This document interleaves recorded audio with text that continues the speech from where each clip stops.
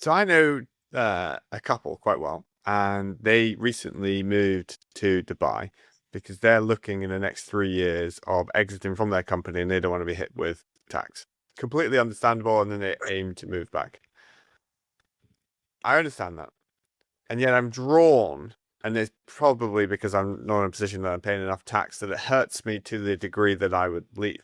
But I'm drawn to the verse in the Bible where it says, "For what shall it profit a man to inherit the earth yet forfeit his soul?" And I just think, man, leaving England, leaving Scotland, I feel as though I was forfeiting my soul. What do you think? Because from what I have detected so far, you're quite the romantic. We seem to Mm. share a lot of commonalities when it comes to our views. Was it not a bit of forfeiting of your soul to chase the money It and it is and it isn't. I'll tell you something. I was talking to a friend who moved to India, um, roughly a year after I moved to Dubai, and we are both talking about the UK. And we said, the UK is probably one of the most beautiful places to have in your mind, but when you're there, you kind of love complaining about it.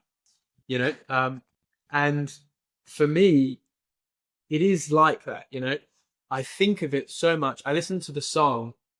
It's such an old man song. It's called Dear Hearts and Gentle People.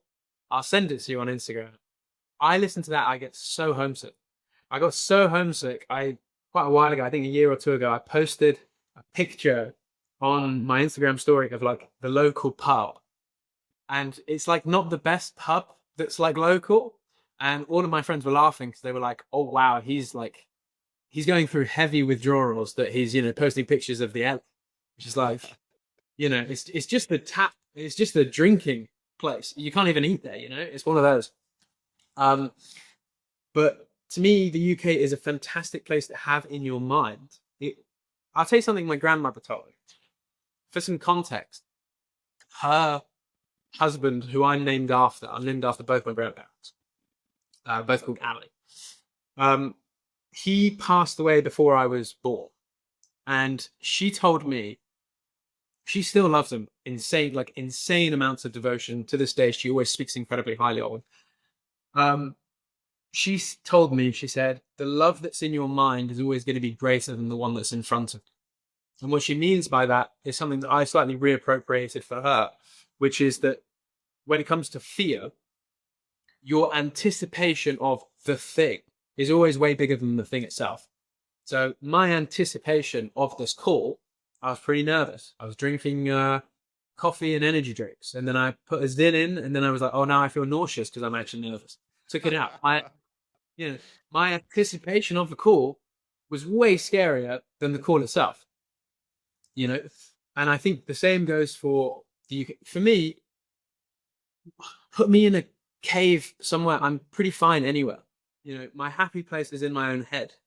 Um, the UK is a really, really beautiful place. It's fantastic.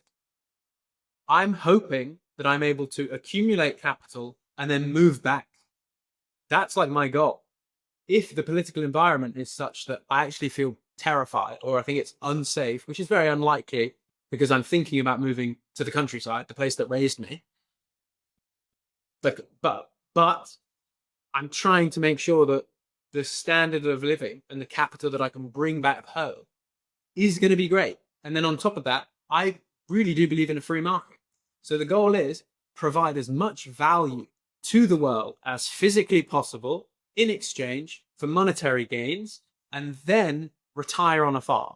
I think it's actually a little bit selfish to just instantly go, I'm 21, I'm going to retire on a farm now and just live sustainably. It's like you haven't helped anyone else. So instead, it's help as many people as possible, reinvest your money so you can spread, and then you can live that quiet life after you've tried to service as many people as possible. I think that's like the move for me. Um, for others, if I have kids, it's a different situation. You're thinking about education, you're thinking about this, that.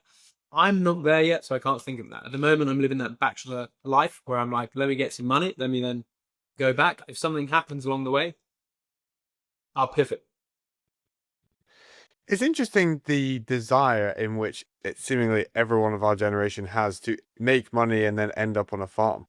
Like Yeah. the famous meme of I think it's like a LinkedIn career, and it's like Goose manager, executive director, MD, self-employed goose farmer, and the caption is Yeah. like the perfect career path. Like, why do Yeah. we just want to go live and work on a farm? Why don't we just shortcut it and go from school to working on a farm? Why this arc that we need to put ourselves through?